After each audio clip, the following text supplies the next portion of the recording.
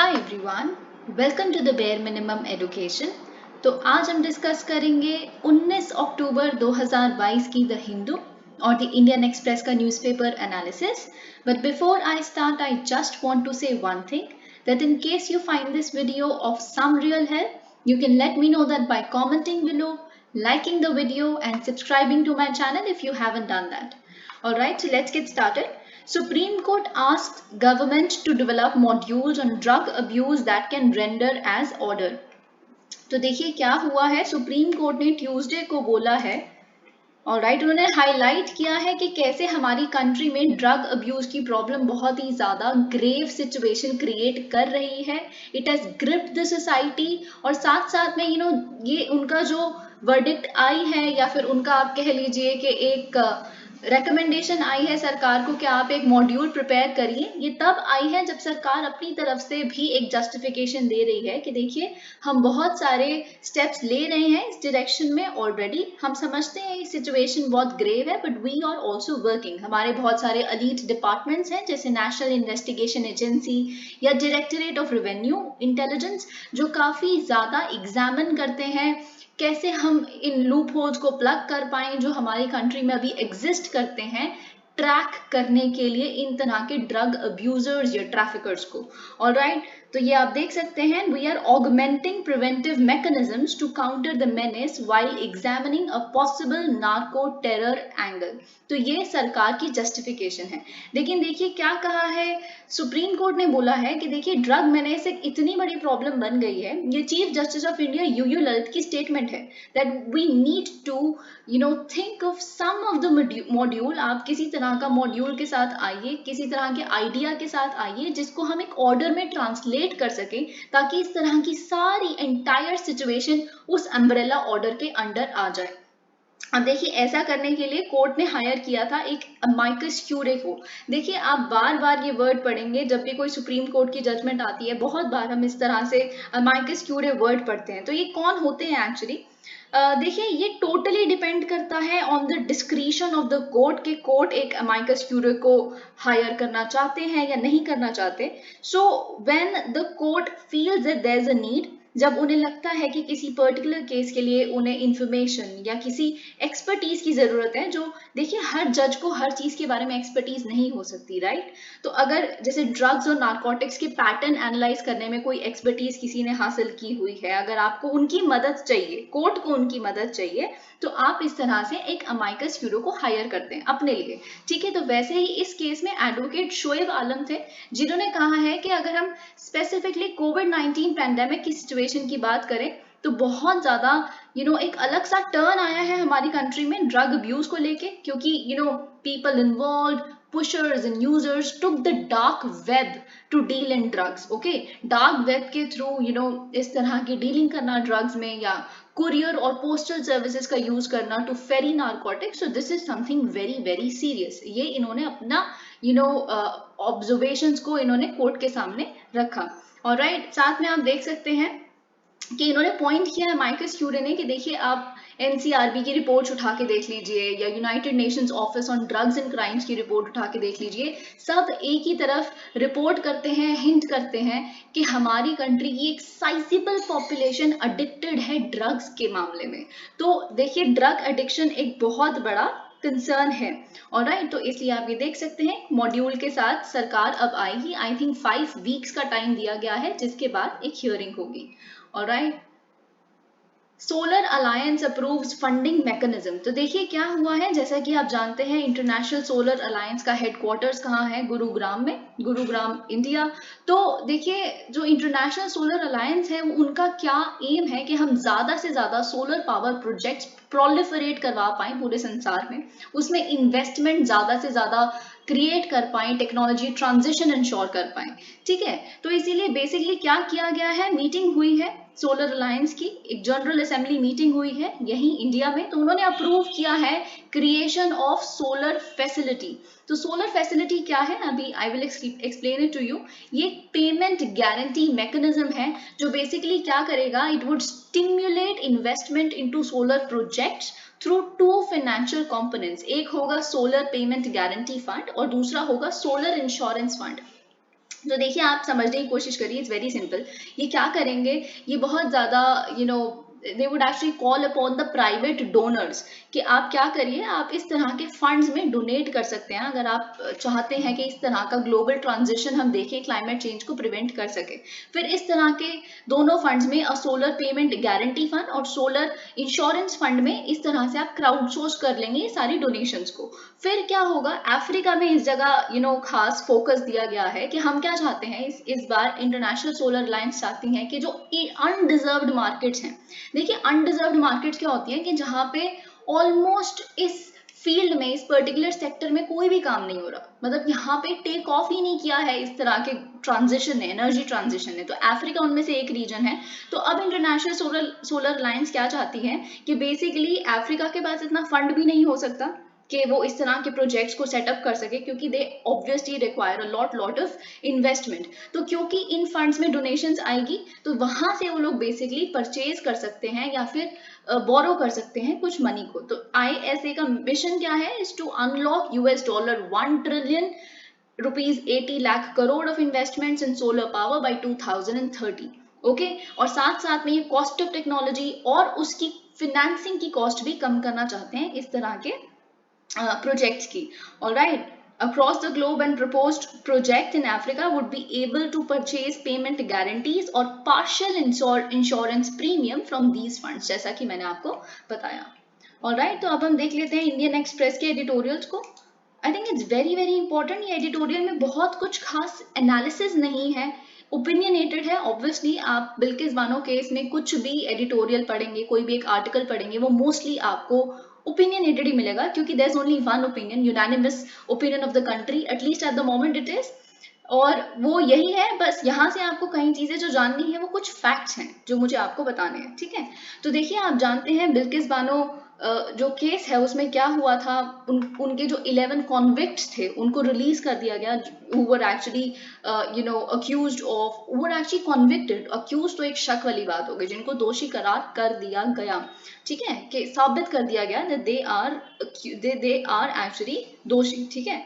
तो उन केसेस में 11 ऐसे कॉन्विक्ट्स को रिलीज करना जिन्होंने एक प्रेग्नेंट वुमेन की मॉडेस्टी को आउटरेज किया था, जिन्होंने उनकी फैमिली के 14 मेंबर्स का मर्डर किया था, जिन्होंने उनकी 3 साल की बेटी को, जिनका नाम सलेहा था, उनको मारा था उनकी आंखों के सामने, जो एक्चुअल में जब उनका रेप कर दिया गया, she was lying naked at the street, और फिर उन्हें बेसिकली जब वो उठी, उनको जब होश आया, तो उनको एक ट्राइबल वुमेन से कपड़ा लेना पड़ा खुद को ढकने के लिए। Such was the kind of scenario in which Bilkis Bano actually rose up, मतलब उनको लगा कि नहीं, I have to fight for something. Alright, तो ये है मार्च 3 2002 के पोस्ट गोधरा वायलेंस का सीन। ऑलराइट, तो इसके बाद भी जो उनके 11 कॉन्विक्ट्स हैं उनको रिलीज कर देना रेमिशन पे, यानी कि उनका जो पीरियड ऑफ सेंटेंस है, लाइफ इम्प्रिजनमेंट मिली हुई थी उनको रिड्यूस करके उस पीरियड को आपने प्री मैच्योर रिलीज कर दिया। ऑलराइट, ये सब कुछ ऑब्वियसली बहुत सारे आप ट्विटर्स पे हैशटैग्स देख सकते हैं इनके सपोर्ट में, एंड राइटली सो।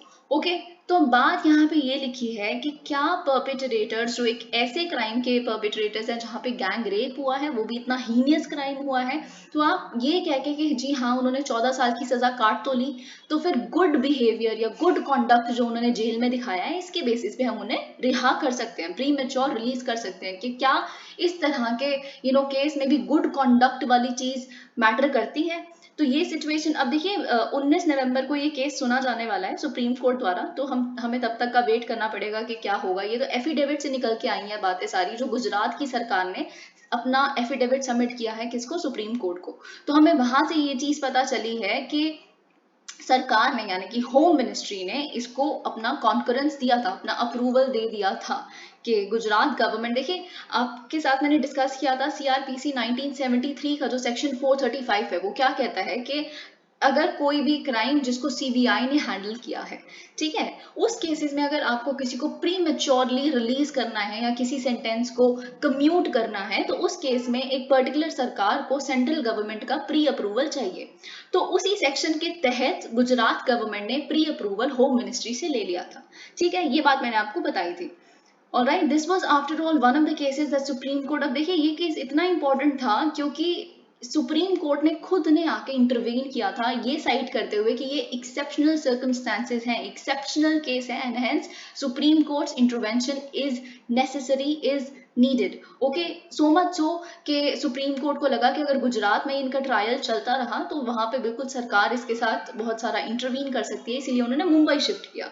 ठीक है, महाराष्ट्र शिफ्ट किया, CBI was handling it's case. ठीक है, और इतना ज्यादा कि सुप्रीम कोर्ट ने अवार्ड किया ₹50 lakh as compensation to Bilkis who fought on courageously through her unspeakable pain.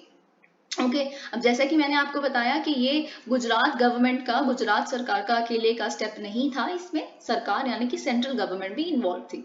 Okay, ये मंडे को जो एफिडेविट सामने आया है उससे हमें पता चल गया है।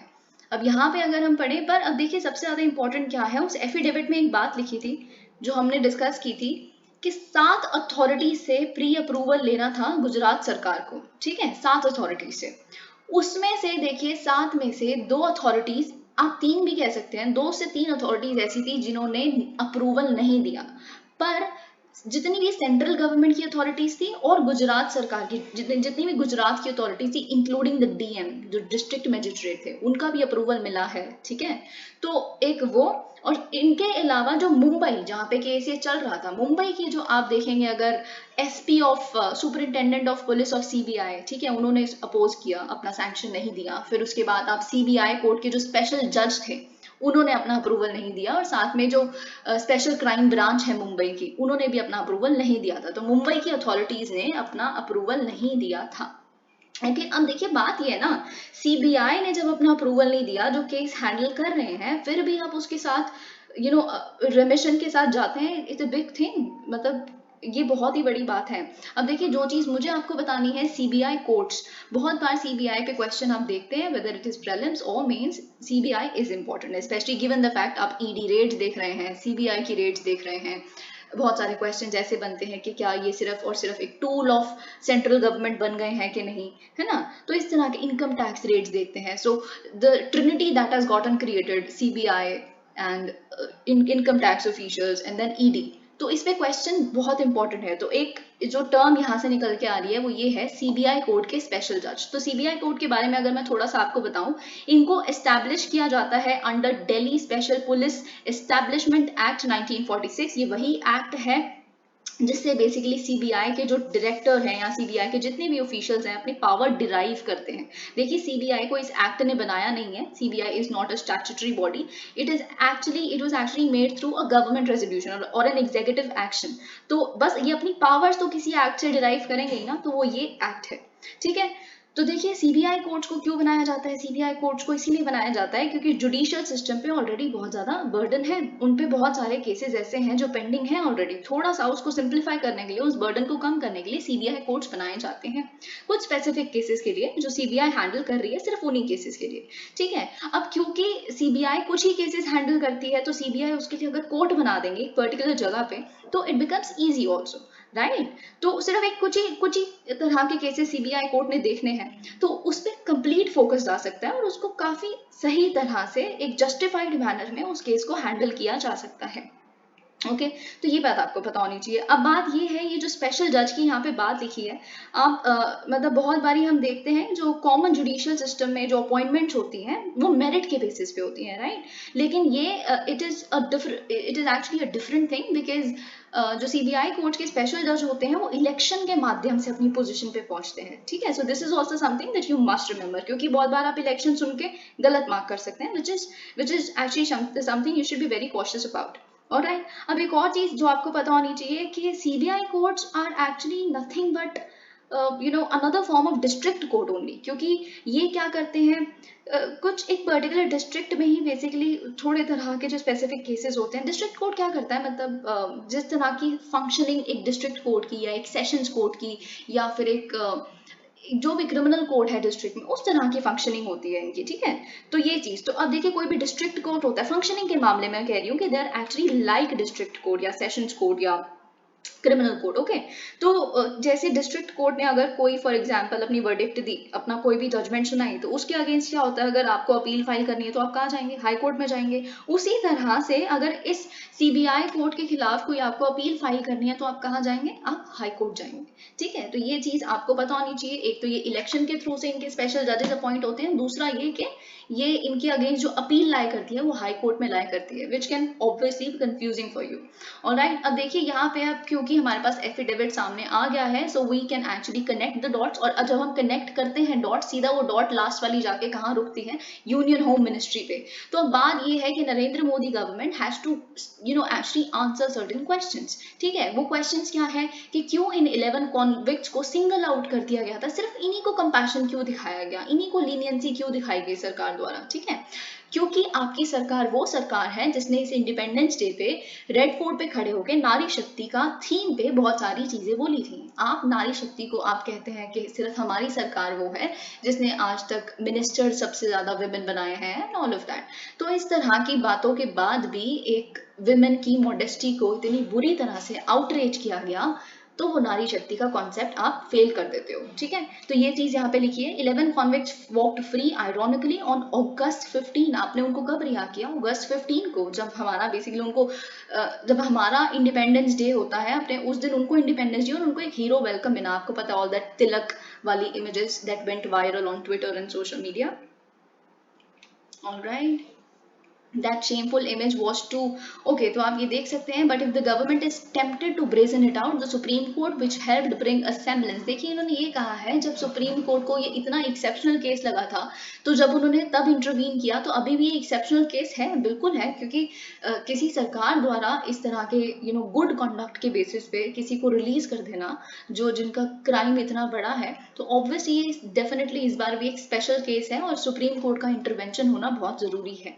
ठीक है, यही चीज यहाँ पे लिखी है, वरना इन्होंने ये लिखा है otherwise all the work done to ensure justice for Bilkis Bano. उनका खुद का करेज, इतना ज्यादा मेंटल ट्रॉमा, इस तरह की जो उनके स्थिति थी, एक बार इमेजिन करके देखिए। उसके बाद भी जो उन्होंने लड़ाई लड़ी, और वो कोई अमीर खानदान से नहीं आती थी, शी वॉज वेरी वेरी इम्पावरिश्ड। उनके पास तो इतने भी पैसे नहीं थे, क्योंकि वो एक्चुअली जब गोधरा वायलेंस हुई उसके बाद वो वहां से भाग रहे थे कि शायद उनको कहीं और भागना पड़ेगा, क्योंकि जिस तरह का कम्युनल वायलेंस वहां चल रहा था वो उसको सर्वाइव ना कर पाते।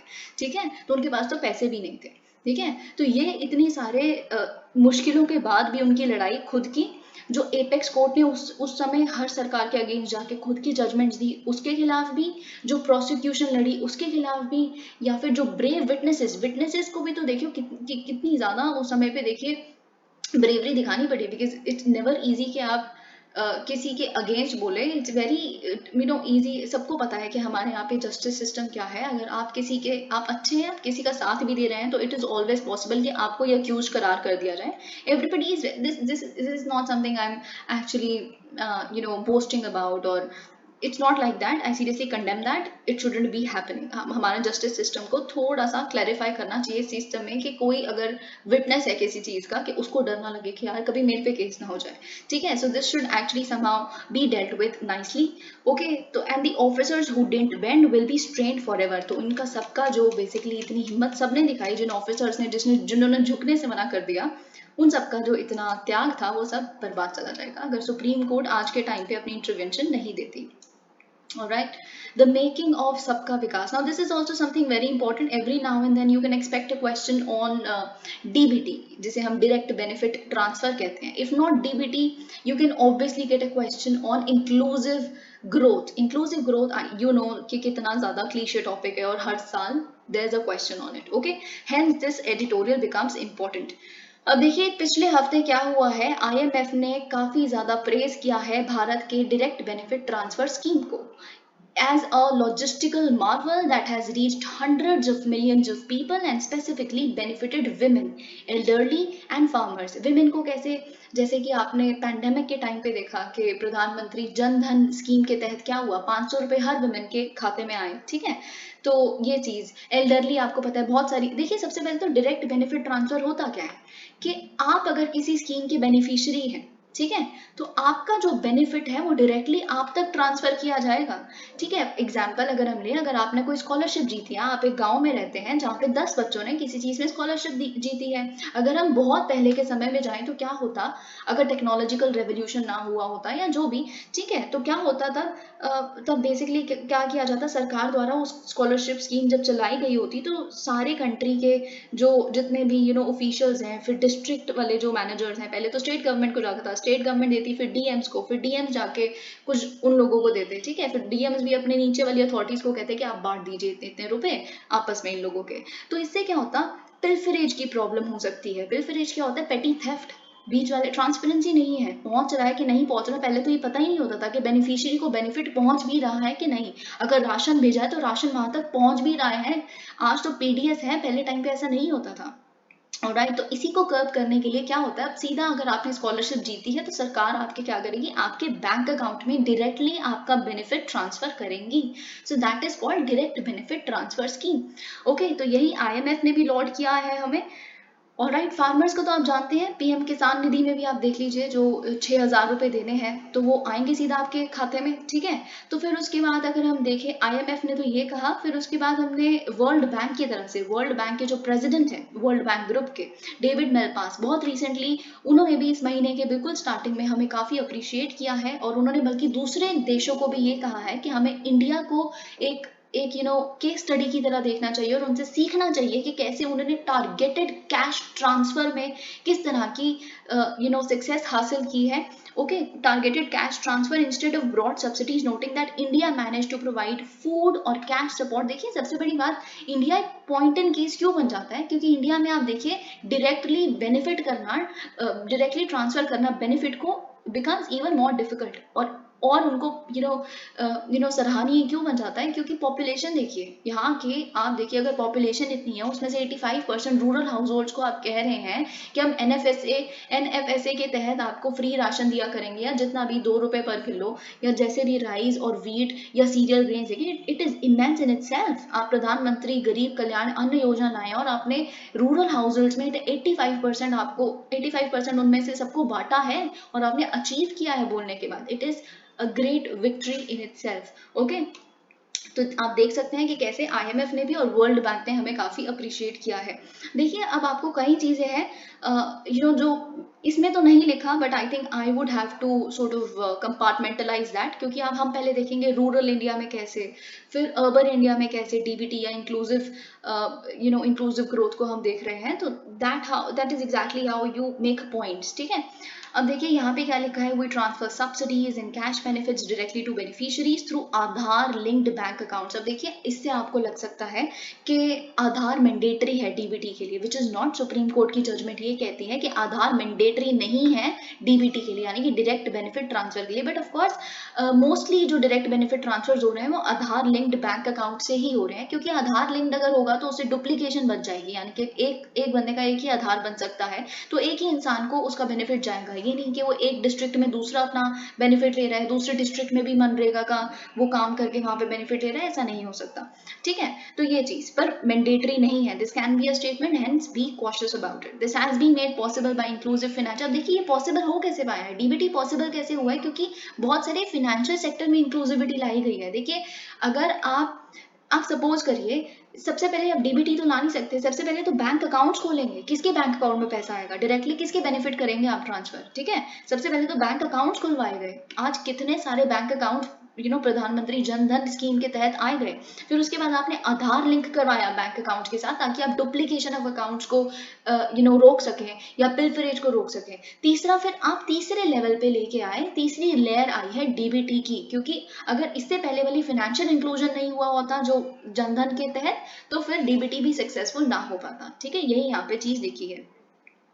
ऑब्वियसली एक बहुत, देखिए फाइनेंशियल इंक्लूजन का कॉन्सेप्ट ही यही है कि आप जिनके पास कभी भी बैंक अकाउंट नहीं था, जो फॉर्मल फाइनेंशियल नेटवर्क में इंक्लूडेड ही नहीं थे, उनको आप फाइनेंशियल आइडेंटिटी दें, ठीक है। In a mission mode approach it endeavoured to open bank accounts for all household, expanded Aadhaar to all and scaled up the coverage of banking and telecom services. ये हमने डिस्कस कर लिया।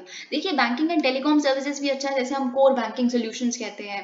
आज आप mobile banking करते हैं, internet banking करते हैं, या फिर यूपीआई का आप ट्रांसफर देख लीजिए, this also becomes important. Okay, अब 2022 तक की अगर हम बात करें, कुछ डेटा है, more than 135 crore Aadhaars have been generated, there are 47 crore beneficiaries, 47 crore beneficiaries under Pradhan Mantri Jan Dhan Yojana, 6.5 lakh bank mitras. Bank mitras क्या होते हैं? देखिए बहुत बारी आप इसे कहते हैं चलता फिरता बैंक कह सकते हैं। अभी बहुत सारे आप किसी गांव में जाएंगे तो उनको एक बहुत ही मिनिमम सा इंफ्रास्ट्रक्चर उनके पास होता है, एक लैपटॉप बैग होता है और एक लैपटॉप होता है, एक छोटी सी मशीन होती है। तो हर विलेज में जा जाके बैंक मित्रास क्या करते हैं कि it is like a job, मतलब आपको भी दी जा सकती है अगर आप उस तक पहुंच जाते हैं, तो उस लेवल तक तो आपको जाके मतलब थोड़ा सा फिनेंशियल लिटरेसी जनरेट करनी है, या किसी को अगर ट्रांसफर नहीं करना आता, किसी को रेमिटेंस करनी नहीं आती अपने पैसों की, या पैसे जमा करवाने नहीं आते, तो आप बैंक मित्रास के सहयोग से कर सकते हैं। So this is how it works, ठीक है। तो 7.5 lakh bank mitras delivering branchless banking services, वो बैंकिंग सर्विसेज में हेल्प करते हैं। मोबाइल सब्सक्राइबर्स आप देखिए 120 करोड़। तो आप देख सकते हैं जब मोबाइल, सबसे पहले तो मोबाइल आप प्रोलिफरेट करवाइए, इंटरनेट प्रोलिफरेट करवाइए, ठीक है। तो ये हर चीज लेयर बाय लेयर होती है। आप पहले ही डीबीटी ले आएंगे तो उसका कोई फायदा, क्योंकि आ ही नहीं सकता ना। Alright, riding on this network, now the DBT program would ride on this network, जहां आप पहुंच गए हैं, ठीक है। DBT program has reached commanding heights towards achieving the government's vision of sabka vikas. Please note this term down, आप इसको use कर सकते हैं जब भी इंक्लूसिव ग्रोथ का क्वेश्चन आए, sabka vikas is the term you should be using. Alright, becoming the major bank of the government's agenda of inclusive growth, it has 3। अब देखिए डीबीटी के तहत कितनी स्कीम्स के तहत डीबीटी यूज करके ट्रांसफर किया जाता है बेनिफिट को या फिर पेमेंट को। 318 schemes of 53 central ministries spanning across various sectors, welfare goals and vast geography of the country, especially remote locations, of course there it becomes even more pertinent। अगर हम बात करें रूरल भारत की, कुछ स्कीम्स हैं जो आप नोट डाउन कर सकते हैं कि कैसे डीबीटी इज यूजफुल। पीएम किसान सम्मान निधि, पीएम फसल बीमा योजना जो बेसिकली इंश्योरेंस, अगर कोई डिजास्टर हो जाए या फिर रेनफॉल पैटर्न सही ना हो और आपकी क्रॉप्स बर्बाद हो जाए किसी वजह से, तो आपको इंश्योरेंस मिलती है। पीएम कृषि सिंचाई योजना जो ड्रिप इरिगेशन और माइक्रो इरिगेशन के लिए यूज किया जाता है कि इरिगेशन सही तरह से हो, पानी का वेस्टेज ना हो। Alright, thus becoming the backbone of supporting the growth of agricultural economy। this is all the see, आप थोड़ा थोड़ा पिक कीजिए इधर से कुछ चीजें उठाइए, अच्छे अच्छे वर्ड्स जो एक्चुअली मीनिंगफुल भी हैं। shouldn't really be just English, it should have some meaning, some economical meaning। all right, the benefits received under MNREGA and PDS drive the rural demand supply chain. ये भी चीजें आपको जरूर लिखनी है। पीडीएस तो always righted, okay.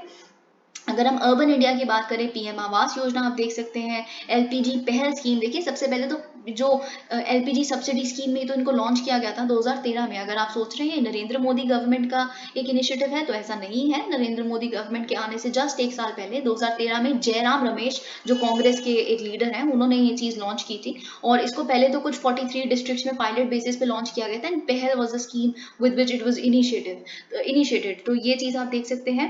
Alright, to transfer funds to eligible beneficiaries, various scholarships आप देख सकते हैं। अर्बन एरियाज में national social assistance programme, they use the DBT architecture to provide social security.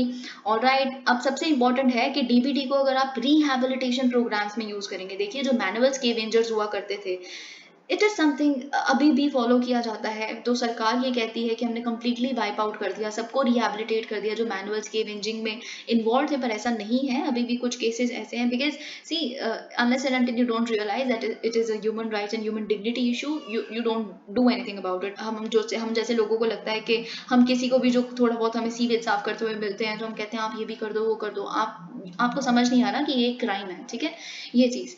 तो यहाँ पे भी self employment scheme for manual scavengers जो है, उसमें भी आप डीबीटी ट्रांसफर करते हैं। That is of course a good thing, क्योंकि उस देखिए जब आपने क्या किया, जो मैनुअल स्कैवेंजर्स पहले हुआ करते थे ठीक है।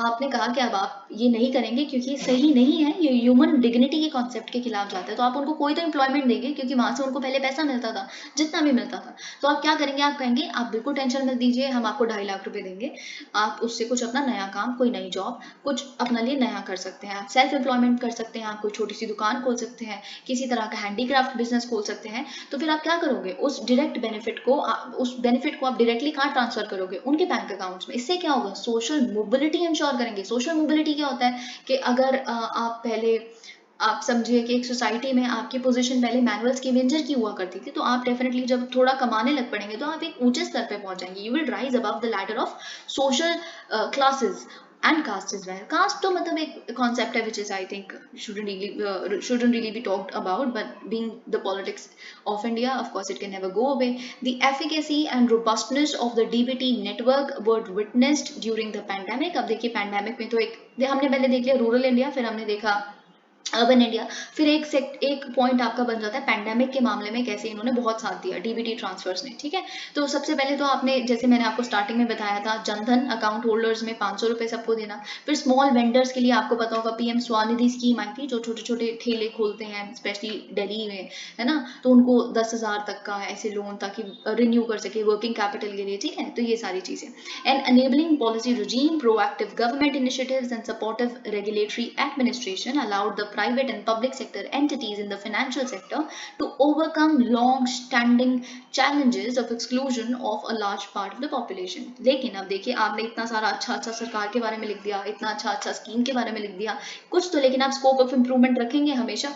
ठीक है, तो क्या होगा, क्या कंटिन्यूड फोकस रहना चाहिए इतने अच्छा करने के बावजूद। सी, नेवर बिकम कंप्लेसेंट। आप सरकार हैं, आप कभी भी कंप्लेसेंट नहीं बन सकते। क्यों नहीं बन सकते, क्योंकि कभी भी you can never do enough, you always have to strive for excellence as far as public welfare is concern. तो आप और क्या कर सकते हैं, आप डिजिटल एंड फिनेंशियल लिटरेसी को इंश्योर करें। बहुत लोगों को देखिए, आप कह देते हैं कि बहुत सारे जब जनधन अकाउंट खोले गए थे ना, तो उसमें एक मतलब वो थी ओवरड्राफ्ट फैसिलिटी थी, तो उन लोगों को यही नहीं समझ आता कि 10,000 रुपये वो एक्स्ट्रा निकाल सकते हैं। फिनेंशियल लिटरेसी तो क्रिएट करिए, मतलब उनको एटलीस्ट सेल्फ बैंकिंग आए। तो आप कह रहे हैं कि हम डिजिटल बैंकिंग यूनिट्स खोली है हमने कल 75 डिस्ट्रिक्ट्स में, तो आप समझाएं तो डिजिटल बैंकिंग यूनिट्स क्या होता है। क्या होता है, कमर्शियल बैंक्स में ही बस जाना है, एक स्क्रीन लगी होगी, वहां पे जाके आप खुद बड़ी सारी बैंकिंग सर्विसेज कर सकते हैं सेल्फ मैकेनिज्म से। तो आप समझाएं तो, उसके लिए आप फिनेंशियली लिटरेट तो करिए, लोगों को अवेयर तो करिए। ठीक है, रोबस्ट ग्रीवेंस रिड्रेसल, बहुत बारी इंटरनेट बैंकिंग या डीबीटी ट्रांसफर अगर बाई चांस नहीं आए, आपके सारे पड़ोसियों को डीबीटी ट्रांसफर आ गए लेकिन आपके नहीं आए, तो आपकी ग्रीवेंस है रिड्रेस कहाँ करोगे आप, उसके लिए आप रिड्रेसल मैकेनिज्म बनाइए। ठीक है, अवेयरनेस जनरेट करिए, आप एम्पावर करिए इनोवेशन सिस्टम को। See, the technology is evolving like anything, alright. तो ऐसा नहीं है जो चीज आज हमें इनोवेटिव लग रही है कल को वो हमें आर्केक लग सकती है, क्योंकि कल को और कुछ आ जाएगा। So keep on innovating. Okay, इससे भी कुछ सिंप्लीफाइड हो सकता है तो लाइए, क्योंकि यही इंश्योर करेगा इक्विटेबल और इंक्लूसिव ग्रोथ को। Alright, let's move on to the Hindu again. Alright, so this is the first page of the Hindu. तो जैसा कि हमने कल डिस्कस किया था, इंटरपोल जो 1923 में बनाई गई एक ऑर्गेनाइजेशन, आप कह सकते हैं इंटरनेशनल पुलिस ऑर्गेनाइजेशन, ठीक है, जिसका सीबीआई बेसिकली एक नोड है जिस नेटवर्क में, उसका आपको पता है mister Modi was to actually address its curtain raiser meeting. उनके इनॉग्रल मीटिंग में मिस्टर मोदी ने इनॉग्रेट करना था, अपने एड्रेस देना था, तो वो फाइनली हमारे सामने आज है। Step up global efforts to defeat crime. Mister Modi ने क्या कहा है, we will just give it a read. Prime Minister Modi on Tuesday called for enhanced global cooperation to defeat। देखिए, आप एक सिंपल सी बात है जो मिस्टर मोदी ने बहुत सही कही है, इट इज वेल सेड, कि आप देख सकते हैं global cooperation for local welfare is our call.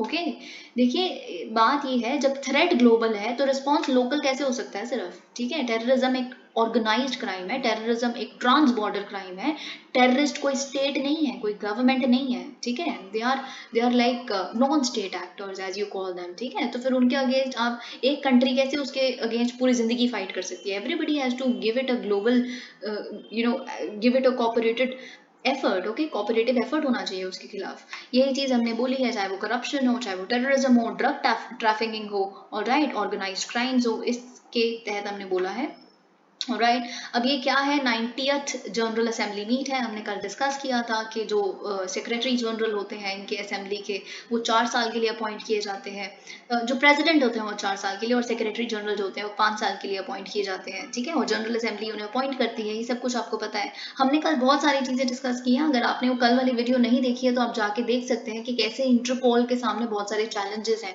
कैसे सीबीआई जैसे ऑपरेशन मेघ चक्र मैंने आपको बताया था कि कैसे ऑनलाइन पोर्नोग्राफी जो पैंडेमिक के टाइम पे बहुत ज़्यादा सर्च की, हमने उसके खिलाफ काफ़ी काम किया सीबीआई और इंटरपोल ने मिलके। So all of that is important, you can go and visit the video if you haven't watched it. At a time when nations and societies were becoming in, अब देखिए सबसे बड़ी बात है, हर नेशन ना बहुत ज़्यादा ना सेल्फ रिलायंट के नाम पे उनको लगता है बस हम अपने उस पर ध्यान दे लें। जैसे यूएसए है, सिर्फ हमारी grievances are the grievances. Europe का तो अलग ही एटीट्यूड है कि जो हमारी प्रॉब्लम्स है वो वर्ल्ड की प्रॉब्लम होनी चाहिए, लेकिन वर्ल्ड की प्रॉब्लम्स हमारी प्रॉब्लम्स नहीं है।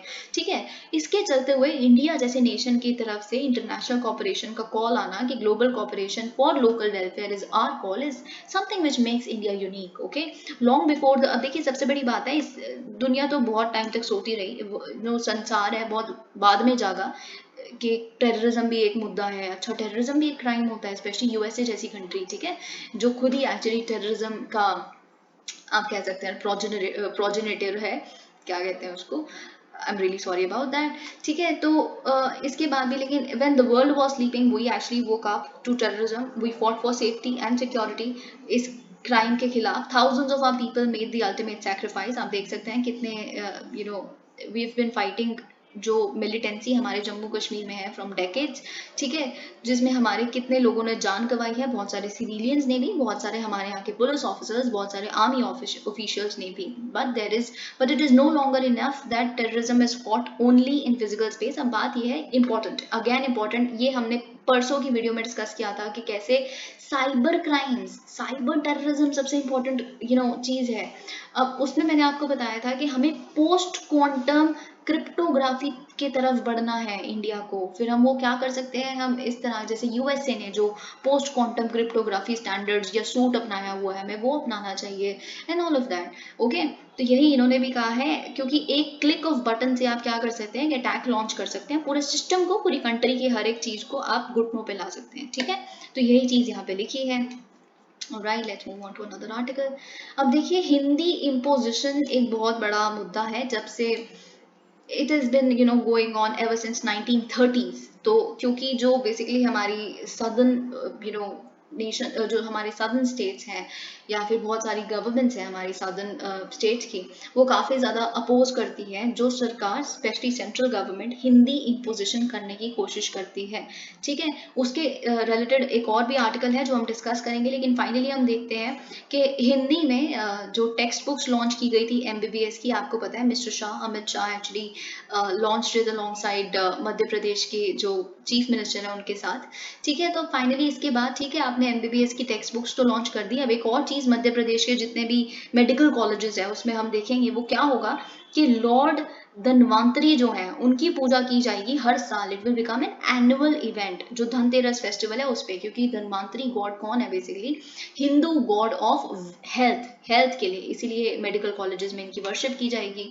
और राइट, अब देखिए इनका ये कहना है, ये रिलीजन से रिलेटेड नहीं है, but it is related with health and hence it becomes important. इनका ये कहना है। तमिलनाडु हाउस, ओके, अब देखिए यही जो हम डिस्कस कर रहे थे, आपको पता है कि जो पार्लियामेंट का पैनल रिपोर्ट आई है, पार्लियामेंट की language, official language panel report आई है, उन्होंने क्या कहा है कि हिंदी को क्या बना देना चाहिए, हिंदी को ऑफिशियल लैंग्वेज बना देना चाहिए as a medium of instruction in central institutions of higher education. अब देखिए इससे रिलेटेड यहाँ पे तो जो लिखा है सो लिखा है, हम डिस्कस करेंगे, पर कुछ है जो मैं आपको बताना चाहूंगी। ठीक है, कि तमिलनाडु की लेजिस्लेटिव असेंबली ने ट्यूसडे को एक रेजोल्यूशन अडॉप्ट किया है जिसमें उन्होंने अर्ज किया है सेंटर को कि आप इंप्लीमेंट मत करिए इस पैनल की रिकमेंडेशंस को, जो parliamentary committee on official language है। ठीक है, जिसके चेयरमैन ने प्रेसिडेंट ऑफ इंडिया को अपनी रिपोर्ट सबमिट की है बेसिकली। ठीक है, अब देखिए जो पार्लियामेंट्री पैनल है, जैसे कि मैंने आपको बताया, इन्होंने रेकमेंड किया है Hindi as the medium of instruction in central institutions of higher education in Hindi. अब देखिए अब क्या है, सेंट्रल गवर्नमेंट क्या कह रही है कि क्यों तमिलनाडु और केरला वगैरह को तो डरने की जरूरत ही नहीं है बिल्कुल भी, क्योंकि हमने तो लागू सिर्फ और सिर्फ हायर एजुकेशन इंस्टीट्यूशंस, और वो भी सिर्फ और हिंदी स्पीकिंग स्टेट्स जैसे मध्य प्रदेश है, उत्तर प्रदेश है, ठीक है, या राजस्थान है, हमने इन पर्टिकुलर हिंदी हिंटरलैंड जो है भारत का, उसके जो हायर एजुकेशन इंस्टीट्यूशंस है, सिर्फ जैसे कॉलेजेस हैं, सिर्फ वहाँ पे मीडियम ऑफ इंस्ट्रक्शन हम हिंदी को बनाना चाहते हैं एज ऑफिशियल लैंग्वेज। तो बाकी जगहों पे तो स्टेट्स में तो रीजनल लैंग्वेजेस ही रहेंगी, जैसे तमिल है या फिर मलयालम है, ठीक है। तो आपको डरने की जरूरत नहीं है। अब ये चीज़ हो गई सेंटर की जस्टिफिकेशन, आपको रीजनेबल भी लगेगी, ठीक है। लेकिन अभी मैं आपको बताती हूँ कि कैसे थोड़ा सा इसका काउंटर भी है। उसका काउंटर ये है कि अगर आप सपोज करिए कि कोई तमिलनाडु का बच्चा है जो एक नीट देता है, ठीक है, नीट देता है, फिर उसका सिलेक्शन हो जाता है किसी यूपी के मेडिकल कॉलेज में, ठीक है। फिर आप यूपी में तो ऑफिशियल लैंग्वेज ऑफ क्या कर रहे हो, मीडियम ऑफ इंस्ट्रक्शन क्या है आपकी, हिंदी है वहाँ पे तो, ठीक है। तो फिर वहाँ पे वो बच्चा कैसे समझेगा? आप समझ रहे हैं, यू गेट दैट राइट। क्योंकि नीट को पहली बात तो आपने एक ही एग्जाम बना दिया कि नीट ही होगा जहाँ पे जो अब सबकी एडमिशन्स को गवर्न करेगा कि कहाँ एडमिशन मिल रहा है, पैन इंडिया थिंग बन गई। Then what would happen to that kind of student जो एक रीजनल स्टेट से आ रहे हैं या फिर जिनकी जो रीजनल लैंग्वेज ही बोलते हैं सिर्फ, ठीक है। देखिए ये कहने की बात है, अभी भी बहुत सारी इंस्टीट्यूशंस ऐसे ही हैं, ऑलमोस्ट सारी इंस्टीट्यूशंस ऐसी हैं, इंग्लिश चाहे वो कितनी भी बोलती हो मीडियम ऑफ इंस्ट्रक्शन, लेकिन बीच बीच में हिंदी हर कोई बोल पड़ता है। सो दैट बिकम्स प्रॉब्लमैटिक, ठीक है। राइट, डेट्रीमेंटल टू द, अब इन्होंने क्या कहा है, मिस्टर स्टालिन हैज सेड कि देखिए इस तरह का जो रिकमेंडेशन है, it would be detrimental to the multilingual structure of our country and question the future by ignoring English. देखिए जब इंग्लिश को भी ऑफिशियल, जब स्टार्टिंग में इंग्लिश को ऑफिशियल लैंग्वेज बनाया गया था तब तो इसलिए था क्योंकि हम ब्रिटिश कॉलोनी थे। फिर हमने जैसे ही शिफ्ट किया तो बात ये थी कि ब्रिटिशर्स ने official language of inter communication between all the institutions English रखा हुआ था। तो हमें कुछ सालों के लिए तो अचानक से तो हम चेंज नहीं कर सकते। तो 15 साल के लिए हमने बोला था कि ठीक है, आने वाले अब ऑलमोस्ट 1965 तक हम इंग्लिश को फॉलो करेंगे, उसके बाद हिंदी पे ट्रांसफर कर जाएंगे। ये देखिए जो ऑपोजिशन तमिलनाडु, केरला, कर्नाटका, आंध्र प्रदेश से आई थी, उनकी वजह से ही सरकार को पूरी जिंदगी के लिए कंटिन्यू करना पड़ा ऑफिशियल लैंग्वेज इंग्लिश और हिंदी दोनों को। तो इट बिकम्स इंपॉर्टेंट, ये बहुत पुराना इशू है, ठीक है। तो इन्होंने एक तो इंग्लिश को डिसकंटिन्यू के खिलाफ एप्रीहेंशन दिखाई है, साथ ही में इन्होंने बोला है कि आप क्या करना चाहते हो, जो 22 लैंग्वेजेस जो 8th शेड्यूल में है कॉन्स्टिट्यूशन की, जिसमें तमिल भी एक लैंग्वेज है, तो आप बेसिकली जो नॉन हिंदी स्पीकिंग स्टेट्स में बोली जाती है आप उनके अगेंस्ट जा रहे हो, ठीक है। ये इन्होंने बोला है। ऑलराइट, अब देखिए जब मैंने आपके साथ इंटरपोल डिस्कस किया था तो तब मैंने आपको बताया था कि कैसे वो 19 डेटाबेसेस कलेक्ट करते हैं, जिसमें से एक मैंने आपको बताया था आर्ट्स जो है, जो वर्क ऑफ आर्ट होता है उसके रिलेटेड भी कोई स्मगलिंग करती है, किसी कंट्री में कोई बंदा जाके स्मगल कर देता है अगर किसी हमारे यहाँ के किसी गॉड की मूर्ति को या कुछ भी, तो उस तरह के डेटाबेसेस भी इंटरपोल जैसी इंस्टीट्यूशंस रख रही हैं। तो Interpol is not concern here, पर बात यह है कि यहाँ से स्मगल होना किसी भी हमारे कल्चरल सिंबल का या किसी भी कल्चरल मोटिव का या फिर रिलीजियस मोटिव का हमारे लिए एक बहुत बड़ी सिग्निफिकेंस रखता है। इसीलिए जब भी किसी देश को हमें एक थोड़ा सा दिखाना हो जेस्चर ऑफ नाइसनेस या जेस्चर ऑफ आप कह सकते हैं बॉनहोमिंग, तो बहुत बार हमें इस तरह के रिटर्न कर देते हैं स्टैचूज या एंटीक आइटम जो उन्हें मिलती हैं कि उनके किसी नेशनल ने वहाँ पे स्मगल किया है। तो वैसे यूएस की अथॉरिटीज़ ने हमें हैंड ओवर किया है 307 antiquities estimated to worth nearly $4 million. और राइट, तो ये हमने देखा है। तो it was just a thing. तो आप देख सकते हैं कि कैसे यूनाइटेड किंगडम भी बहुत बार ऐसा करता रहता है, ठीक है। अब देखिए क्या हुआ है, Japan seeks GI tag for nihonshu an alcoholic beverage. अब क्या हुआ है, पहली बार जापान की एम्बेसी ने, हम आपको ये बात पता है जो जोग्राफिकल इंडिकेशंस की रजिस्ट्री है वो कहाँ है, हेडक्वार्टर्स कहाँ है, चेन्नई में, ठीक है। तो अब आप समझते हैं कि जीआई टैग तो सिर्फ और सिर्फ हमारी कंट्री के गुड्स को दिया जाता है, ऐसा नहीं है। देखिए जीआई का मतलब क्या है कि एक अगर पर्टिकुलर प्रोडक्ट है या गुड है, कुछ भी है, उसका ओरिजिन क्या है, वो कहाँ पे एंडेमिक है, कहाँ का ओरिजिन है, किसका माइंड था वो, किस पर्टिकुलर जगह का, ठीक है। जैसे अगर हम कहते हैं रसगुल्ला या फिर कुछ भी, यानी कि इस तरह का, वो कहाँ है, उड़ीसा है या वेस्ट बंगाल है, ये लड़ाई जैसे आप देखते हैं। तो मुद्दा सिर्फ इतना है कि फिर उसको उस पर्टिकुलर डिस्ट्रिक्ट को या उस पर्टिकुलर जगह को थोड़ा सा एज मिलता है, हर किसी के दिमाग में बैठ जाता है, अच्छा हमने बनारसी साड़ी पहननी है या फिर हमने कांजीवरम वो पहननी है, ठीक है, साड़ी। तो इस तरह की चीजें, तो इसीलिए इट बिकम्स इम्पोर्टेंट कि आप इन चीज़ों को जीआई टैग दें। क्योंकि उनके एक्सपोर्ट्स को फेवर मिलता है। हर किसी को ईरान के मैट चाहिए, हर किसी को पश्मीना शॉल चाहिए, क्योंकि pashmina is related with Jammu Kashmir, Kashmir specifically, ठीक है। तो इसीलिए फिर एक्सपोर्ट जब आप करेंगे तो बाहर वाली कंट्रीज भी बहुत एक्साइटेड है, हमें पश्मीना शॉल पहननी है, जो 6-6 7-7 हज़ार का जो एक पतली सी वो मिलती है, बल्कि जाती तो लाखों तक है, ठीक है। तो इट बिकम्स वो एक्सपोर्ट में आपको काफी फेवर करते हैं, आपके लोकल जो लोग हैं उनको। तो वैसे ही जो फॉरेन गुड्स हैं उनको भी हम रजिस्टर करते हैं, क्योंकि उनको भी तो हक है कि वहाँ के एक्सपोर्टर्स जो हैं, छोटे छोटे लोकल्स भी हैं अगर किसी जगह के, उनको भी थोड़ा एज मिले एक्सपोर्ट्स में। तो वैसे ही जैसे शैम्पेन आप देखते हैं, शैम्पेन को हमने दिया हुआ है जीआई टैग, है ना।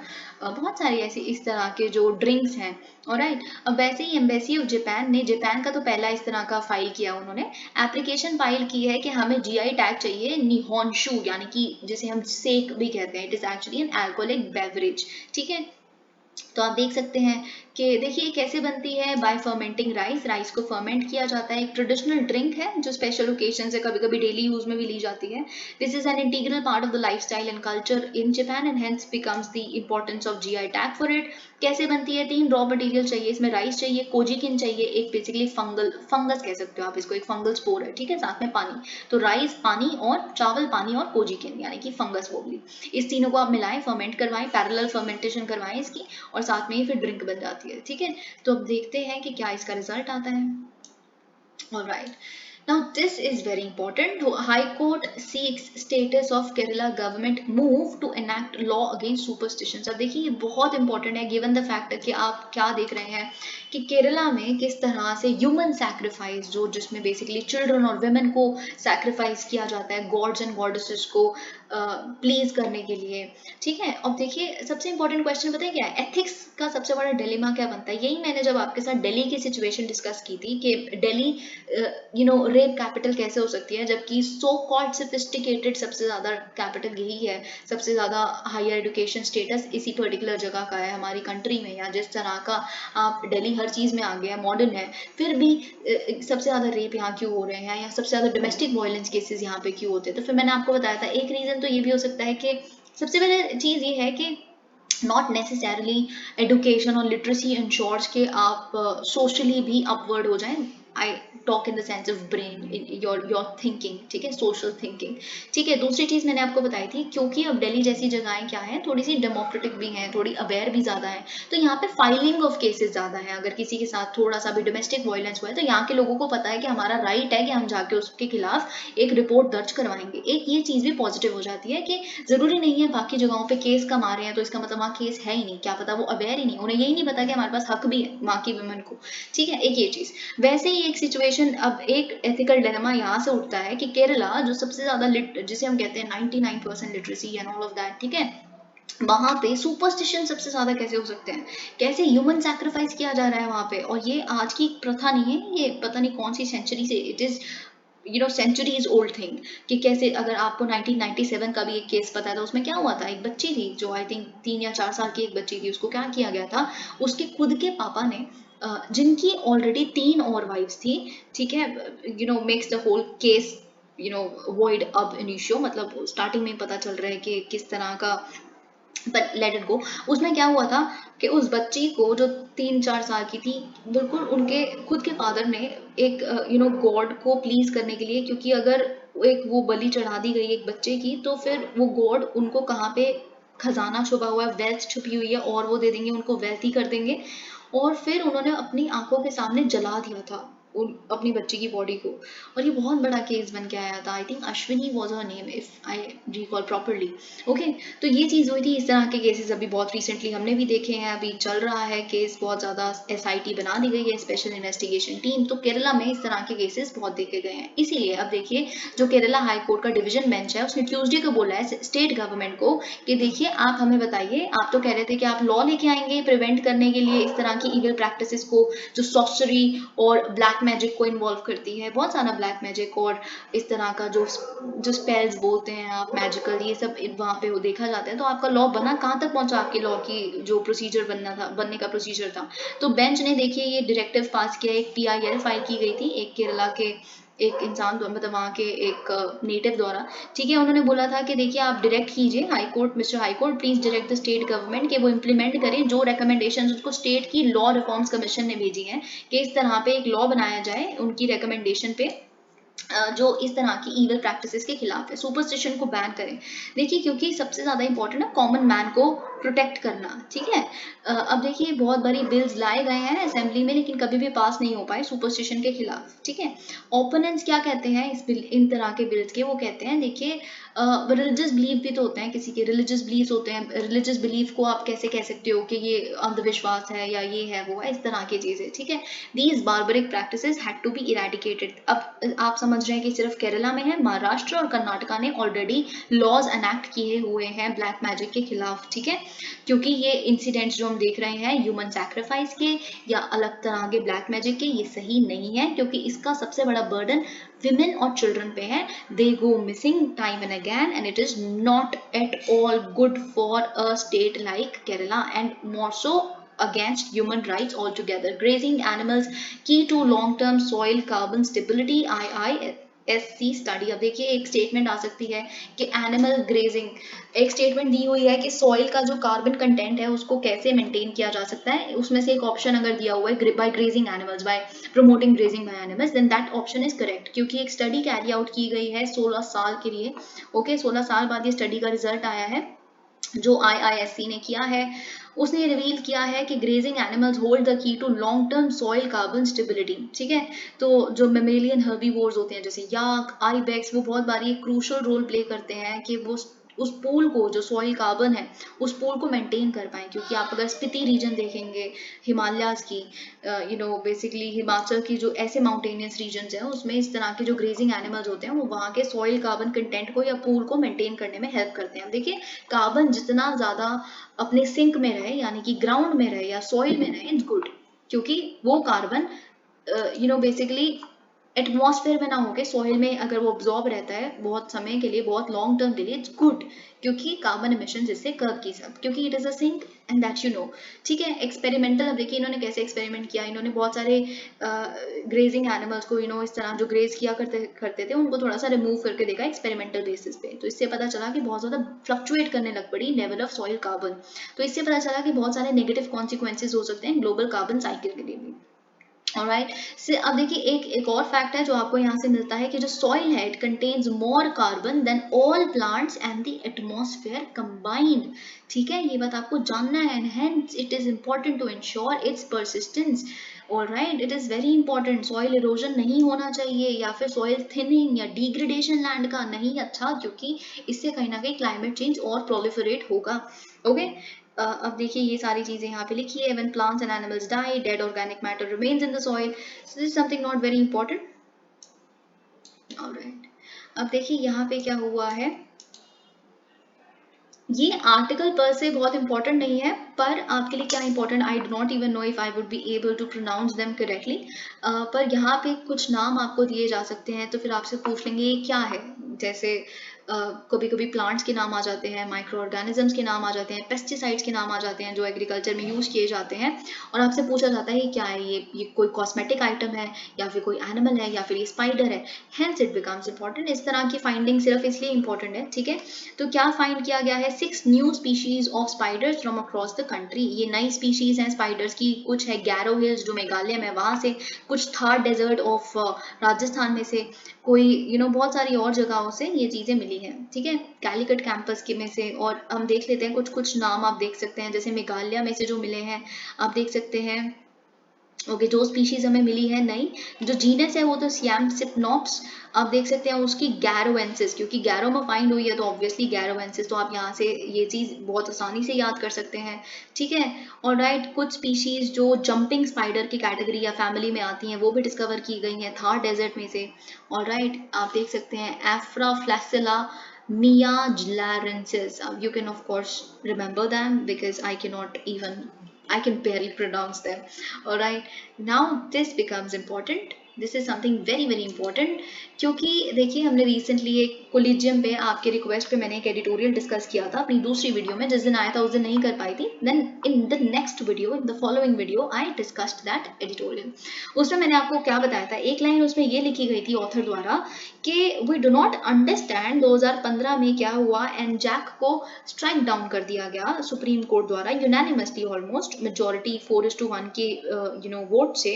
लेकिन उसके बाद से सरकार ने ये मुद्दा ही नहीं उठाया कि जजेस ही खुद को कैसे अपॉइंट कर देते हैं, जजेस अपॉइंट जजेस, ऐसे कैसे हो सकता है। एनजैक के ऊपर या कमीशन को रिफॉर्म ही कर देते, ठीक है, वो अगर कमीशन बहुत ज़्यादा एग्जीक्यूटिव बेंड दे रही थी तो कुछ तो बात करती। तो कोई उसमें एडिटोरियल में यही लिखा था कि सरकार ने क्या इसलिए बात नहीं की दोबारा इस बारे में कि जितनी भी अपॉइंटमेंट्स हो रही हैं सुप्रीम कोर्ट या हाई कोर्ट की जजेस की, वो ऑलमोस्ट सुप्रीम कोर्ट का भी वही कैंडिडेट होता है और सरकार का भी, तो इसलिए सरकार को कोई दिक्कत हुई नहीं।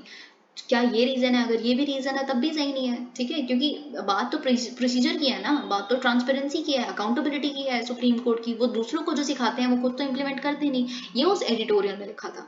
तो probably mister Kiran Rijiju had actually read that article, और फिर अचानक से आज हम इतने टाइम बाद गवर्नमेंट की तरफ से इतना हार्श स्टेटमेंट देखते हैं। It is actually very bold statement given the fact जो सुप्रीम कोर्ट है वो हर किसी के ऊपर कॉन्टेम्प्ट ऑफ कोर्ट बहुत जल्दी लगा देती है। तो देखते हैं यहाँ क्या लिखा है। जो यूनियन लॉ मिनिस्टर हैं किरण रिजिजू, उन्होंने बोला है देखिए जो जजेस को अपॉइंट करा जाता है it is obviously in the executive domain, यानी कि सरकार अपॉइंट करती है। और देखिए बात सिर्फ इतनी थी, अगर हम देखें अपना कॉन्स्टिट्यूशन पढ़ेंगे तो उसमें ये चीज़ लिखा है कि president of India would appoint the supreme court जजेस, और किसकी कंसल्टेशन में करना है, चीफ जस्टिस ऑफ इंडिया की कंसल्टेशन में। लेकिन सुप्रीम कोर्ट ने क्या किया, 1993 की जजमेंट जो सेकंड जजेस केस थी जो हमने डिस्कस किया था, उसमें उन्होंने बोला कि कंसल्टेशन जो करनी है वो कॉन्करेंस है। उसका मतलब कंसल्ट मतलब क्या होता है, सलाह मशवरा करिए, साथ में बैठ के डिस्कस करिए कि ये कैंडिडेट अपॉइंट कर दें। लेकिन आप उस कंसल्टेशन को कॉन्करेंस बना देते हो। कॉन्करेंस इन द सेंस जो सुप्रीम कोर्ट के कोलिजियम ने बोल दिया कि ये वाला कैंडिडेट बनेगा तो वही बनेगा, सरकार उसको स्ट्राइक डाउन नहीं कर सकती, सरकार उसके अलावा किसी को नहीं बना सकती। That is called concurrence. तो देखिए ये कब कॉन्करेंस में इन्होंने एक्सपैंड कर दिया, किरण रिजिजू का कहना है ये तो गलत है। राइट, इनका ये कहना है देखिए मोस्टली तो जजेस किस चीज़ में प्री ऑक्यूपाइड रहते हैं कि क्या नई अपॉइंटमेंट बनानी है। फिर इससे जो सीरियस मैटर्स जिसके लिए जजेस बने हैं वो delivering justice suffers that way. अब देखिए इनका ये कहना है कि 1993 तक, जब तक सेकंड जजेस केस नहीं आया तब तक हर जज जो अपॉइंट किया गया था वो लॉ मिनिस्ट्री द्वारा अपॉइंट किया गया था in consultation with the chief justice of India. तब कोलिजियम सिस्टम इस तरह से नहीं था, ठीक है। तो फिर उसके बाद अचानक से कहते कि तब भी तो एमिनेंट जजेस हुआ करते थे, अब तो ये जजमेंट के बाद क्या खास हो गया, ठीक है, ये चीज़। And the constitution is very clear about, ये सब कुछ हम देख सकते हैं, ये हमने डिस्कस कर लिया पहले ही। अब यही चीज़, अब देखिए इनका स्टेटमेंट बोल्ड क्यों है, क्योंकि उन्होंने ये कहा है क्योंकि इस दुनिया में आप कोई भी जगह ऐसी नहीं देख सकते, सिर्फ इंडिया ही ऐसा एक्सेप्शन है जहाँ पे ये प्रैक्टिस है कि जजेस अपॉइंट कर देते हैं अपने भाइयों को ही एज जजेस। नेपोटिज्म, फेवरेटिज्म बहुत तरह का होता है, ठीक है। He noted the process of consultation for the selection of जजेस इज सो इंटेंस, क्योंकि ग्रुपिज्म बन जाता है, ठीक है। ये इनका ये कहना है कि लोग कहते हैं लीडर्स में वो होता है, पॉलिटिक्स होती है, सरकार पॉलिटिक्स करती है एंड ऑल ऑफ दैट, पर किसी को जो जुडिशरी में पॉलिटिक्स चल रही है वो तो कभी दिखती ही नहीं, ठीक है। तो ये चीज़, वही चीज़ इन्होंने बोली है कि ट्रांसपेरेंसी अकाउंटेबिलिटी सिर्फ सरकार को करनी है इम्प्लीमेंट या जुडिशरी को भी करनी चाहिए। Court can not issue direction to frame universal civil code. अब uniform civil code, I am really sorry, universal civil code, yes it is written here, okay. अब देखिए आर्टिकल 44 क्या कहता है। आर्टिकल 44 ये कहता है कि हमें एंडेवर करना है, कंप्लीटली स्ट्राइव करना है जब तक हम यूनिफॉर्म सिविल कोड तक नहीं पहुंच जाते, जिसमें क्या होगा, कोई भी रिलीजन नहीं होगा। यूनिफॉर्म सिविल कोड मतलब सारे सिविलियंस पे बिना इररेस्पेक्टिव ऑफ रिलीजन, आप हिंदू हैं, क्रिश्चियन हैं, मुस्लिम हैं, सिख हैं, लेकिन आपके सोशल रिलेशंस तब भी यूनिफॉर्म सिविल कोड के ही अम्ब्रेला में या फिर उसी के मुताबिक जज किए जाएंगे, ठीक है। ट्रिपल तलाक जैसी चीज़ें तब कभी एग्जिस्ट ही नहीं करेंगी। या फिर अगर हिंदू सक्सेशन एक्ट है जिसमें एक लड़की को कभी प्रॉपर्टी मिलती ही नहीं थी, डॉटर को सन को मिला करती थी, वैसी चीज़ें एग्जिस्ट ही नहीं करेंगी अगर इस तरह की जो प्रैक्टिसेस हैं, जो हर एक धर्म की जो बुरी प्रैक्टिसेस हैं, बेसिकली उनके जो पर्सनल लॉज हैं, Muslim personal law, Hindu personal laws, ठीक है, उनको बुरी चीज़ों को हटा के अच्छी अच्छी चीज़ें हर एक लॉ में से ली जाएंगी, उसका यूनिफॉर्म सिविल कोड बनाया जाएगा, ठीक है। जो सब पे लागू किया जाएगा। अब लेकिन बेसिकली क्या है, एक पिटिशनर है जिनका नाम है, जो बहुत ही कॉमन पिटिशनर है, आए दिन आपको ये पिटिशन कोई ना कोई डाले दिख जाएंगे, अश्विनी कुमार उपाध्याय। उनका ये कहना था, कोर्ट को उन्होंने बोला, सुप्रीम कोर्ट को, कि आप क्या करें, आप डायरेक्ट करें सरकार को कि यूनिफॉर्म सिविल कोड जल्दी से जल्दी इंप्लीमेंट करें और लाएं।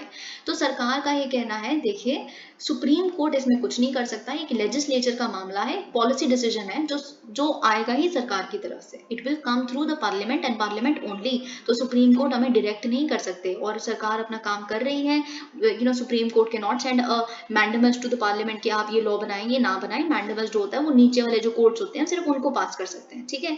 दूसरी बात तो ये, हम लॉ मिनिस्ट्री से ऑलरेडी, जो लॉ कमीशन है ऑलरेडी हम उनको बोल चुके हैं कि हमें रिकमेंडेशंस दे, वो हमें रिकमेंडेशंस दे रहे हैं। पूरा इन डेप्थ स्टडी करनी बहुत जरूरी है। देखिए जरूरी नहीं है, हम एक बहुत ही मल्टाई डाइवर्स कंट्री है, हम अचानक से यूनिफॉर्म सिविल कोड पे कब करेंगे, सही टाइम की भी जरूरत है। Macron may visit India next year, nuclear power on agenda. Emmanuel Macron आपको पता है कौन है, फ्रेंच प्रेसिडेंट है। He is expected to visit India in early 2023। और राइट, ये किसने कंफर्म किया है, हमारे साइंस मिनिस्टर जितेंद्र सिंह ने। और उन्होंने बोला है कि हम technical, financial and civil nuclear liability issues को डिस्कस करेंगे, ठीक है। यानी कि देखिए बात क्या है, हमारे जो जैतापुर रीजन है महाराष्ट्र का, वहां पे 6 न्यूक्लियर पावर रिएक्टर्स बनेंगे। If I just read this part of it, alright, आप देख सकते हैं 6 proposed nuclear power reactors of 1650 megawatt would actually become the largest nuclear power generating site with a total capacity of 9900 megawatts as a part of an umbrella nuclear deal जो sign की गई थी भारत और France के बीच में सितंबर 2008 में, ठीक है। तो अब लायबिलिटी इश्यूज क्या होती है कि अगर कल को कोई डिजास्टर हो गया तो उस पे जिम्मा किसका है, फ्रेंच कंपनी का है या हमारा है, या कैसे, ये सारी चीजें, ठीक है, ये सब कुछ डिस्कस की जाएंगी, ठीक है। ये आप देख सकते हैं जैतापुर में बनाया जाएगा, और हम उनके सहयोग से basically last year the French company जो EDF है उन्होंने सबमिट किया था, किसको सबमिट किया था, nuclear power corporation of India limited NPCIL को, के क्या है हमारा टेक्नोलॉजिकल और कमर्शियल ऑफर, कि हम कैसे बिल्ड करेंगे, किस तरह से आपका साथ देंगे इन 6 रिएक्टर्स को बनाने के लिए, एंड ऑल ऑफ दैट, ठीक है।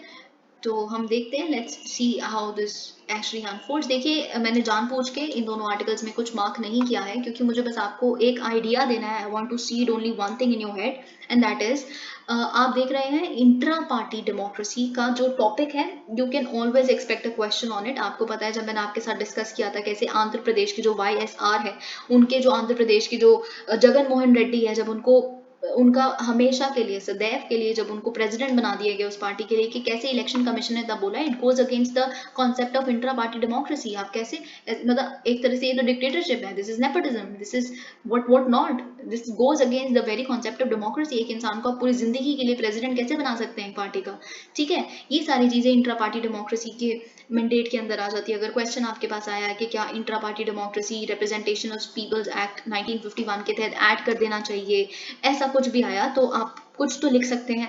अब बात यह है, आपको पता है कि मल्लिकार्जुन खड़गे और शशि थरूर के बीच में जो इलेक्शन हो रहा है, कांग्रेस पार्टी के दोनों लीडर्स हैं कि कौन प्रेसिडेंट बनेंगे कांग्रेस के। It actually is an example of intra party democracy, at least it is, ठीक है। ये चीज, अब बात ये है, लेकिन इंट्रा पार्टी डेमोक्रेसी तो है, लेकिन जो थरूर कैंप है, जो बेसिकली थरूर की सपोर्टर्स होंगे, या वो, उन्होंने कुछ बोला है कि देखिए जो हमारी पार्टी की जो इलेक्शन गाइडलाइंस हैं उसमें हमने रिगिंग देखी है, बैलेट जो बॉक्सेस थे उसको सही से सील नहीं किया गया, मल्लिकार्जुन खड़गे को थोड़ा सा फेवर किया जा रहा है, एंड ऑल ऑफ दैट। तो आप देख रहे हैं इंट्रा पार्टी डेमोक्रेसी में किया तो गया है, स्टेप तो लिया गया है, और उसमें भी आप देख सकते हैं किस तरह का एक थोड़ा सा ब्लैक स्पॉट हमने देख लिया। Okay, we don't believe in hierarchical world order, if I am not wrong, okay, hierarchical world. अब ये क्या कहा है, किसने कहा है, हमारे डिफेंस मिनिस्टर ने कहा है कि इंडिया, देखिए कहाँ है, आपको पता है डेफ एक्सपो चल रहा है, डेफ एक्सपो 2022, उसमें हमने डिस्कस किया था कि 2 तरह के कॉन्क्लेव्स होंगे, एक जो है इंडिया अफ्रीका डिफेंस डायलॉग, उसके बेसिकली उसकी मीटिंग में ये चीज उन्होंने कही है कि भारत बिल्कुल भी बिलीव नहीं करता एक हायरार्किकल वर्ल्ड ऑर्डर में, ओके, जहाँ पे सिर्फ कुछ गिनी चुनी कंट्रीज हैं जो सुपीरियर कंसिडर की जाती हैं बाकी कंट्री से। आई मीन इस कॉन्सेप्ट में ही नहीं बिलीव करते, ना ही it is not natural to us in believe in such nonsensical things. इन्होंने ये कहा है हमने इनवाइट किया है अफ्रीकन कंट्रीज को कि आप एक बार आइए और देखिए तो सही हमारी इंडियन डिफेंस इक्विपमेंट कितनी स्ट्रॉन्ग है, हमने किस तरह से सेल्फ रिलायंट के माध्यम से हमने किस तरह के इक्विपमेंट्स डेवलप की हैं, टेक्नोलॉजीज में हमने कितना ज़्यादा सक्सेस हासिल कर ली है, और ये सब कुछ आप देख सकते हैं। और इंडिया लीडिंग डिफेंस एक्सपोर्टर बन चुका है पिछले कुछ सालों में। ये चीज़ लिखी है इन्होंने। कहते हैं कि जब हम किसी के साथ डील करते हैं, मिस्टर राजनाथ सिंह ऐसे हैं कि हम जब किसी के साथ डील करते हैं तो हम ये नहीं सोचते कि हम बहुत महान बन गए हैं और हम जिसको बेच रहे हैं कुछ वो हमसे छोटी कंट्री है। We never believe in that. हम हमेशा सॉवरेन इक्वालिटी के कॉन्सेप्ट पे डील करते हैं, किसी के साथ म्यूचुअल रिस्पेक्ट की तरह से डील करते हैं, ठीक है। ये सारी चीज़ें आप देख सकते हैं। और क्योंकि हम ये चाहते हैं कि सिर्फ हम ना डेवलप करें, बाकी कंट्रीज भी हमारे साथ साथ डेवलप करें, हम उनकी भी डेवलपमेंट इंश्योर करते हैं। That is actually the fact, ठीक है, ये चीज़। अब देखिए आपको पता है कि हम अचानक से यूएसए को तो बेचने नहीं लग पड़ते, बेचने नहीं सकते हैं ना, क्योंकि ऑलरेडी यूएस जो है, रशिया है, इस तरह के जो कंट्रीज हैं, या फिर आप इसराइल ले लीजिए, वो ऑलरेडी काफ़ी ऊंचे लेवल पे पहुंच चुकी हैं डिफेंस इक्विपमेंट मैन्युफैक्चरिंग में। हम उनके सबसे बड़े इंपोर्टर हुआ करते थे, हैं भी अभी भी, लेकिन हम इनको तो नहीं एक्सपोर्ट कर सकते। फिर कुछ तो मार्केट हमारे माइंड में होगी जब हम एक्सपोर्टर बनना चाहते हैं। तो अफ्रीका हमारे माइंड में है, साउथ ईस्ट एशिया हमारे माइंड में है, हमने फिलीपींस को ब्रह्मोस मिसाइल बेची है, मिडिल ईस्ट यानी कि वेस्ट एशिया हमारे माइंड में है कि हमारी मार्केट हो सकती है। ऑलराइट, तो इसीलिए आप देख सकते हैं गांधीनगर डिक्लेरेशन, क्योंकि गांधीनगर में डेफ एक्सपो का सब कुछ हुआ है, मीटिंग वगैरह। ओके, तो ये इसमें देख सकते हैं ये आउटकम डॉक्यूमेंट है जिसने प्रपोज किया है कि हम कॉपरेशन को एनहांस करेंगे ताकि हम ट्रेन करें एक दूसरे के पर्सनल्स को, और ये सब कुछ आप देख सकते हैं। अफ्रीकन फोर्सेस को भी, मैरीटाइम, ये सब कुछ आप देख सकते हैं। बहुत इतना खास यहाँ पे नहीं है, वही इंडियन ओशन का ये होना चाहिए जो हम क्लीशे चीज़ें इधर उधर पढ़ते हैं। India UK form joint group to enhance defence cooperation. देखिए डेफ एक्सपो के साइडलाइंस पे आपको पता है डेफ एक्सपो में सिर्फ और सिर्फ अफ्रीकन कंट्रीज है, ऐसे स्पेसिफिकली नहीं, बहुत सारी कंट्रीज की बहुत सारे डिफेंस मैन्युफैक्चरर्स भी आए हैं, बहुत सारी कंपनीज, ठीक है। तो उसमें से वैसे यूके की भी डिफेंस मैन्युफैक्चरिंग कंपनीज आई हैं। तो defence industry organisation from India and UK they have decided कि हम क्रिएट करेंगे एक नया defence industry joint working group, ठीक है, ताकि इफेक्टिवली कॉपरेट कर पाए हम डिफेंस के सेक्टर में, ठीक है। अब देखिए बेसिकली इसके तहत क्या होगा, यूके ने अभी बहुत रिसेंटली हमें इशू किया था first open general export licence in the Indo Pacific region to India. Indo Pacific region में उन्होंने ये जो ओपन जनरल एक्सपोर्ट लाइसेंस दिया वो इंडिया को दिया है सबसे पहले। क्यों दिया, इससे क्या होगा, बेसिकली डिलीवरी टाइम कम हो जाएगा, यानी कि स्पेसिफिकली यूके को बहुत सारे डॉक्यूमेंटेशन करने की जरूरत नहीं है, बहुत सारे लाइसेंसेस देने की जरूरत नहीं है अगर किसी भी वहाँ की कंपनी को हमें कुछ भेजना है तो, या फिर बेचना है, ठीक है। तो इस तरह से आप ओपन लाइसेंस मिल गया आपको, जनरली आपके पास लाइसेंस है, आप बेच सकते हो, आपस में डिलीवर कर सकते हो, ताकि या फिर कोऑपरेट कर सकते हो, ठीक है। ये सारी चीजें आप देख सकते हैं। Alright, let's move on to another article. ये सब कुछ तो हमने डिस्कस कर लिया। I think we are left with the last page now. अब देखिए this is important. I think this article is small yet important, short yet important. क्यों, क्योंकि ऑस्ट्रेलिया ने बोल दिया है कि हम वेस्ट जेरूसलम को बिल्कुल भी इजराइल की कैपिटल नहीं रिकॉग्नाइज करेंगे। देखिए बहुत इंपॉर्टेंट इवेंट है, क्योंकि ट्रंप जब थे यूएस के, जब प्रेसिडेंट हुआ करते थे, तो ट्रंप ने जेरूसलम को ऐसे यूनिलैटरली बोल दिया था कि जेरूसलम इजराइल की कैपिटल है। देखिए, और ऑस्ट्रेलिया क्या है, यूएस की एक एलाय है। ऑस्ट्रेलिया, यूके, यूएस और ऑस्ट्रेलिया के तीनों के कंसेंसस में रहते हैं, तीनों के जो डिसीजंस हैं उसमें फिर ऑस्ट्रेलिया का थोड़ा सा अलग डेविएट करना, यूएस के इस डिसीजन के थोड़े से खिलाफ जाना, थोड़ा एक नई डेवलपमेंट है। क्योंकि इनका ये कहना है कि जो भी चीज़ सपोर्ट नहीं करती टू स्टेट सोल्यूशन को, हम उसको सपोर्ट नहीं करते। होने दीजिए, इजराइल पैलेस्टीनियन टॉक्स होने दीजिए, हम देखेंगे किसको मिलती है जेरूसलम उनकी कैपिटल के रूप में, पैलेस्टीन को मिलती है या इजराइल को मिलती है। Alright, US intercepts Russian bombers near Alaska. देखिए यूएस की जो F-16 वॉर प्लेन्स हैं उन्होंने इंटरसेप्ट किया है, यानी कि उन्होंने स्टॉप कर दिया, प्रोहिबिट कर दिया उनको लॉन्च होने से, या उनको पता चल गया कि यहाँ पे रशियन बॉम्बर्स हैं जो ऑपरेट करने वाले हैं, ठीक है, अलास्कन रीजन में। तो ये आप देख सकते हैं, not a very great thing, ठीक है। China looking at a much faster timeline for taking Taiwan. अब देखिए बीजिंग क्या चाहती है, आपको पता है सीसीपी चल रही है, कम्युनिस्ट पार्टी की कांग्रेस चल रही है 20th, तो उसमें बहुत सारी चीजें हमने ताइवान पे भी जो उन्होंने बोली शी ने, वो हमने देखी। फिर ताइवान का रिस्पॉन्स क्या आया वो भी हमने देखा। उन्होंने ये कहा शी ने कि देखिए हम चाहते तो वैसे पीसफुल रेजोल्यूशन है, पर we are not ruling out force, use of force, हम वो भी कर सकते हैं, ठीक है, दैट इज आवर राइट, क्योंकि ताइवान हमारा इंटीग्रल पार्ट है। अब देखिए बीजिंग के इस स्टैंड पे क्या कहना है यूएस का। यूएस के जो सेक्रेटरी ऑफ स्टेट है एंथनी ब्लिंकन, उनका ये कहना है बीजिंग चाहती है जब्त करना या फिर इन्वेड कर लेना ताइवान को as as soon as possible on a much faster timeline than previously consider. पहले हम सोचते थे शायद आने वाले 100 साल में ऐसा हो सकता है, लेकिन अभी हमें लगता है कि कभी भी हो सकता है, may be in coming 10 years। Okay, ये चीज हो सकती है। तो यही इनका कहना है यूएस का जो है, warning that president Xi Jinping was leading China in more aggressive direction. अब देखिए ये एक चीज है जो आप नोट कर सकते हैं, very aptly written and very precisely written, कि China is more repressive at home, it is more aggressive abroad.